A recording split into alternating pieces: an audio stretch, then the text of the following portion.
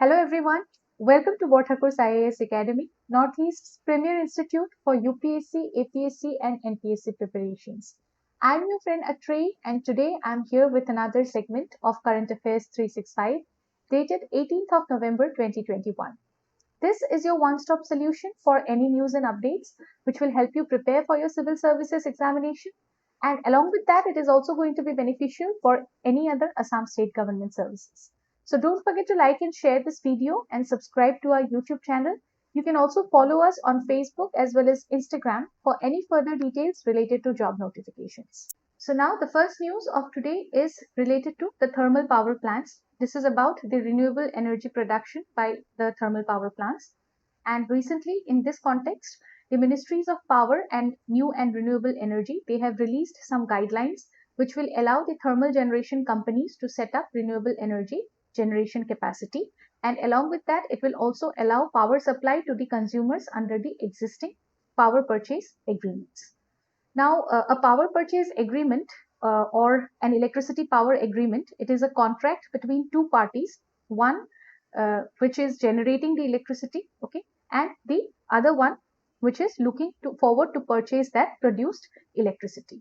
As per the new guidelines, they will allow thermal generation companies to set up renewable energy generation capacity either by themselves or through developers by supply and open bids to consumers under the existing PPAs.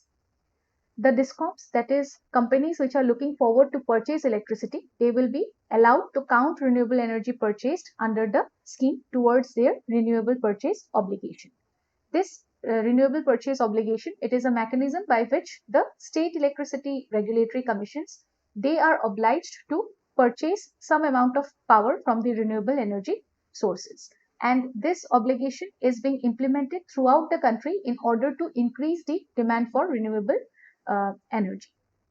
Under the long-term growth trajectory of the RPOs, states have been asked to increase the proportion of power that will be procured from renewable sources to 21.2% of their total procurement in the financial year of 2022. Any savings to thermal power plants from lower cost of power generation through the renewable energy, that is going to be shared with the companies on a basis of 50-50. This will provide a green push towards energy as it will allow the replacement of fossil fuel based energy by renewable energy under the existing PPAs. And also through this new set of guidelines, our country is aiming to boost the installed capacity of renewable energy by 500 gigawatt in the coming year of 2030. So this will also be in line with the commitments which are made by our country in the Conference of Parties 26 Climate Change Conference. The next news is related to the inauguration of Purvanchal Expressway in Uttar Pradesh by Honorable Prime Minister. This expressway starts from Chandsarai village in the district of Lucknow and it ends at Haidaria village on National Highway number 31 in Gazipur district. This expressway is going to connect the existing Agra-Lucknow and Agra-Noida-Yamuna expressways to form an industrial corridor, which is going to provide better connectivity from the eastern to western borders of UP. Now, any industrial corridor is a link which consists of multimodal transport services and it would pass through the states as main arteries. The district which will be covered through this expressway include Lucknow, Barabanki, Amethi, Sultanpur, Ayodhya, Ambedkar Nagar, Azamgarh, Mau and Gazipur. This will have CNG stations, electric recharge stations for vehicles and will also be connected to the defense corridor through Agra and Bundelkhand expressways. A defense corridor is any defense corridor, specifically the one of UP, are aspirational projects that intends to reduce the foreign dependency of Indian aerospace and defense sector.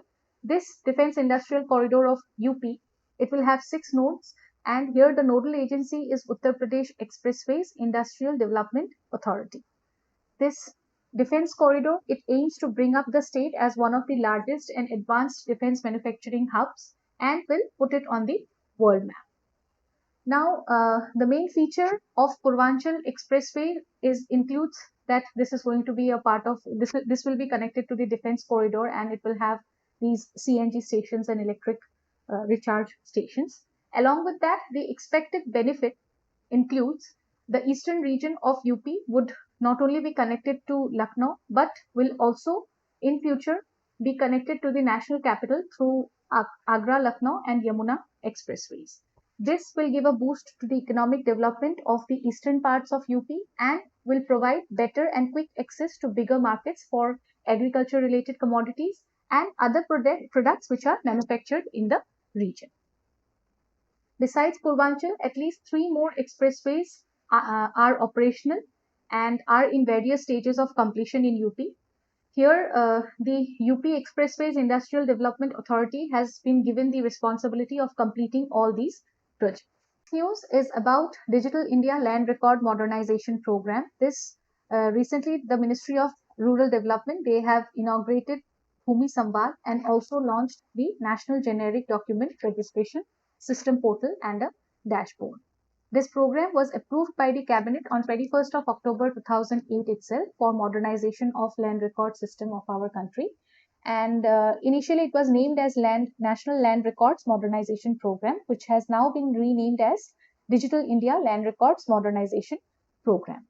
2 centrally sponsored schemes named computerization of land records and strengthening of revenue administration and updating of land records, they were merged together under this particular program. This central sector scheme has been extended to 2023-24 in order to complete its original targets and also to expand its ambit with some new schemes. This attempts to build upon the commonalities that exist in the arena of land records in all the different states of our country in order to develop one integrated land information management system. In different states, it can add some state specific needs as per relevance and appropriate data which is available there. And this system contains information on parcel ownership, land use, taxation, then the location boundaries, etc., and much more. This is being implemented by the Department of Land Resources under the Ministry of Rural Development. The main aim of this program is to usher in a system of updated land records with automated mutation, integration between textual and spatial records, and interconnectivity between the revenue and registration. Major components of this program includes computerization of land records, survey, computerized registration, then modern record rooms or land record management centers at different levels like tehsil, circle, block, etc. And it also includes training and capacity building of the people who are involved. The major benefits includes real-time land ownership records which will be available to the citizens, and it will also, because of its free accessibility, it will reduce the interface between citizen and government functionaries and thereby will reduce the process harassment, any harassment which is involved in this process. Moreover, the public-private partnership mode of service delivery, it reduces citizen interface with government machinery and adds to the convenience. And certificate based on land data, example caste, income, domicile, etc., will be available to the citizens through computers, and this method will permit linkages to the credit facilities. And any information on eligibility for government programs will also be available based on the data. Other relevant initiatives of our country includes the National Generic Document Registration System. This was a major shift from the existing manual registration system to the online registration of all transactions and matters that are related to transfer of land.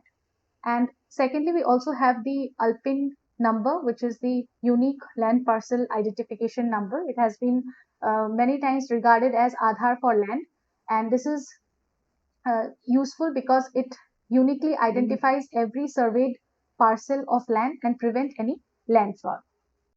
The next news is about the Indian Ocean Naval Symposium, which was held on 15th and 16th November 2021. This time it was hosted by the French Navy at Paris. This was the 7th edition of the Conclave of Chiefs of Indian Ocean Naval Symposium. And the inaugural edition of Indian Ocean Naval Symposium, it was held in February 2008 at New Delhi. with Indian Navy as the chair for the first 2 years. This organization is a voluntary and inclusive agency that brings together navies of the Indian Ocean region littoral states in order to increase maritime cooperation and also to enhance the regional security. This serves to develop an effective response mechanism and the humanitarian assistance and disaster relief against any natural disaster. The chairmanship of Indian Ocean Naval Symposium has been held so far by India, South Africa, Australia, Bangladesh, and the Islamic Republic of Iran. France assumed the chairmanship in June 2021 for a 2-year period. It also includes 24 member nations that touches or lie within the Indian Ocean region and 8 observer nations. The members have been geographically grouped into 4 sub-regions, which includes South Asian littorals, West Asian littorals, East Asian littorals, and Southeast Asian and Australian littorals. Coming to significance of this symposium for India, it fits into India's threefold ambitions of the Indian Ocean region, which includes strengthening and deepening the relations with Indian Ocean littoral states, establishing leadership potential and aspirations of being a net security provider, and lastly, fulfilling India's vision of a rules-based and stable maritime order in the Indian Ocean region. It also helps India to consolidate its spheres of influence from the Straits of Malacca to Hormuz and can be helpful in counterbalancing the increasing presence of China in the region. Other important groupings which are associated to the Indian Ocean region includes the Indian Ocean Rim Association, which was established in 1997. It aims at strengthening regional cooperation and sustainable development within the Indian Ocean region. Next, we have the Indian Ocean Commission, where recently India was approved as an observer of this commission.